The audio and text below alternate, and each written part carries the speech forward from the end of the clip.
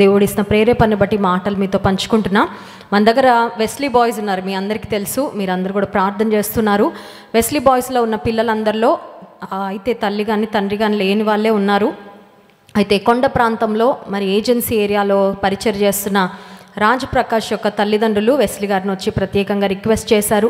మేము కొండ ప్రాంతాల్లో సేవ చేస్తున్నాము, మా పిల్లలకు అక్కడ మంచి చదువులు చెప్పించడానికి ఫెసిలిటీస్ లేవు, దయచేసి మా బిడ్డలు మీ దగ్గర పెట్టుకోండి అంటే వారిద్దరు బిడ్డల్ని మన వెస్లీ బాయ్స్లో జాయిన్ చేశాము కొన్ని సంవత్సరాల క్రితం. పిల్లలిద్దరు కూడా చాలా ఆరోగ్యంగానే ఉన్నారు, ఎప్పుడు ఎలాగా సిక్ అయిన పరిస్థితులు లేవు. అయితే మేము యూఎస్లో ఉన్నప్పుడు సడన్గా వెస్లీ గారికి కాల్ వచ్చింది. వెస్లీ బాయ్స్లో ఉన్న రాజ్ ప్రకాష్ అనే అబ్బాయికి నైట్ అంతా బ్లడ్ వామిటింగ్స్ అయిపోయాయి, సాచురేషన్ 10కి పడిపోయిందంట. యూ కెన్ ఇమాజిన్, సాచురేషన్ 10 అంటే ఇంకా లేనట్లే, నో ఛాన్స్. మేమేమో అక్కడ ఉన్నాము, వాళ్ళ తల్లిదండ్రులు కొండ ప్రాంతంలో ఉన్నారు కాబట్టి అక్కడ సిగ్నల్స్ కూడా అందవు. మాకు ఒకటే ఆలోచన, మరి అక్కడ ఉన్నాం కానీ నాకైతే మా ఇద్దరికి మా మనసు అంతా ఇక్కడే ఉంది. We kept praying. ఎందుకంటే మరి ఏమన్నా జరగకూడని జరిగితే ఆ తల్లిదండ్రులకి మనందరికీ కూడా తీరని లోటు. ఆ బాధలో ఎవరైనా ఏమన్నా అంటారు కదా, మేము మీ దగ్గర పెడితే మా వాడిని ఇట్లా చేసేసారు అని బాధపడచ్చు. ఏ తల్లిదండ్రులకన్నా బాధ ఉంటుంది.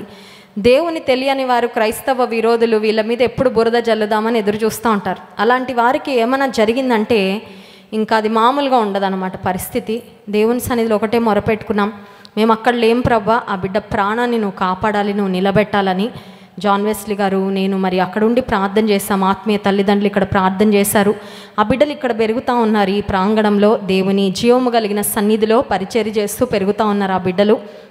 దేవుని అద్భుతమైన కార్యం ఏంటంటే, ఒక హాస్పిటల్లో, పెద్ద హాస్పిటల్లో రాజమండ్రిలో అడ్మిట్ చేస్తే ఆ అబ్బాయికి టెస్ట్ చేయడానికి కూడా మరి అవకాశం లేదు, బ్రాంకోస్కోపీ చేయడానికి కూడా, పరీక్ష చేయడానికి కూడా ఎక్విప్మెంట్ లేదు. మేమైతే ఏం చేయలేం, తీసుకెళ్ళిపోండి అని చెప్పారంట. లాస్ట్కే తనని డెల్టా హాస్పిటల్లో అడ్మిట్ చేయడం జరిగింది. కంటిన్యూస్గా మేము అక్కడ ఉన్నాం కానీ పరిచర్లో ఫోన్స్ చేస్తూనే ఉన్నాము.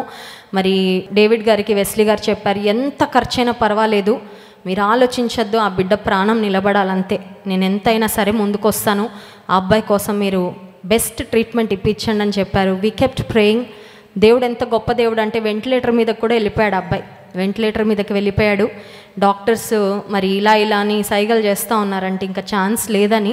అట్లాంటి మరణపు అంచుల్లో నుంచి దేవుడు ఆ బిడ్డను మళ్ళీ సజీవుల లెక్కలో దేవుడు చేర్చి క్షేమంగా మరి ఇక్కడికి హాస్టల్కి దేవుడు నడిపించారు. ఆ తల్లిదండ్రులు ఇచ్చిన సాక్ష్యం ఏంటంటే, తనకి మరి టీబీ అటాక్ అయిందంటే అది ఎవరికి తెలియదు. దానివల్ల లంగ్స్కి హోల్ పడి లోపల మరి ఇంటర్నల్ బ్లీడింగ్ జరిగింది. మరి తల్లిదండ్రులు ఒకే మాట చెప్పారు, మేము అక్కడ కొండ ప్రాంతంలో పరిచర్య చేస్తూ మా పిల్లల్ని అక్కడ పెట్టుకొని ఉంటే, ఇదే ఎమర్జెన్సీ సిచ్యువేషన్ అక్కడ ఉండుంటే మా అబ్బాయి హాస్పిటల్కి తీసుకెళ్లే లోపే మా అబ్బాయి మాకు దొరికేవాడు కాదు. దేవుని చిత్తం, దేవుని ప్రణాళిక ఇక్కడ ఉంచడం, మరి ఆ బిడ్డను దేవుడు క్షేమంగా ఉంచారు. వెస్లీ బాయ్స్ అనే యూట్యూబ్ ఛానల్లో సాక్ష్యం ఉంది. నాకే కన్నీళ్ళు వచ్చినాయి ఆ వీడియో చూస్తే. మరి మన వాళ్ళు లింక్ పంపించారు. దేవుడు నిజంగా సజీవుడు అండి, హీ ఈజ్ అలైవ్. ఒకసారి గట్టిగా స్తోత్రం చెప్దామా, హల్లెలూయా. ఇక్కడ మనము సేవిస్తున్న, ఆరాధిస్తున్న దేవుడు ఆయన కార్యాలు చేయలేని చేతగాని వాడు కాదు. He is alive, he is real. కనుక విశ్వాసంలో మరి ఇంకా బలంగా ముందుకు వెళ్దాం. ఎంత కష్టమున్నా, ఎలాంటి ఇబ్బందికరమైన పరిస్థితి అయినా, హోప్లెస్ అయినా మన దేవునికి అసాధ్యమైంది ఏది లేదు. ఎక్కడ సంగతి నాకు తెలియదు కానీ ఇక్కడ మాత్రం దేవుని సన్నిధి ఉంది. దేవుని పరిశుద్ధ ఆలయంలో దేవుడు ఉన్నాడు. He is here. కనుక దేవుని కార్యాలను బట్టి దేవునికి మహిమ చెల్లిద్దాం.